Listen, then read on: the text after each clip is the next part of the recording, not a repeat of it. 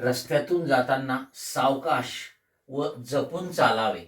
या वाक्यातील सावकाश व जपून हे शब्द कोणत्या अव्ययाचे प्रकार आहेत? बघा, वाक्य वाचल्यानंतर समजतं आपल्याला की चालावे, चालण्याची क्रिया कशी असावी, तर सावकाश आणि जपून.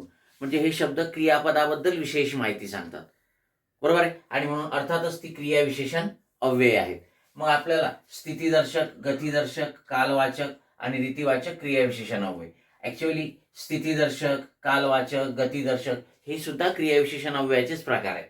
मग नेमकं सावकाश आणि जपून हे कोणत्या प्रकारामध्ये येतात, तर हे रीतिवाचक क्रियाविशेषण अव्यय आहेत. ठीक आहे. ही चालण्याची रीत आहे सावकाश जपून. जी क्रियाविशेषण अव्यय क्रिया कशी घडते म्हणजेच क्रिया घडण्याची रीत दाखवतात, वहिवाट दाखवतात, त्यांना काय म्हणत असतो आपण?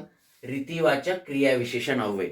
आणि या रीतिवाचक क्रियाविशेषण अव्ययाचे सुद्धा 3 प्रकार पडतात: प्रकारदर्शक, अनुकरणदर्शक आणि निश्चयदर्शक.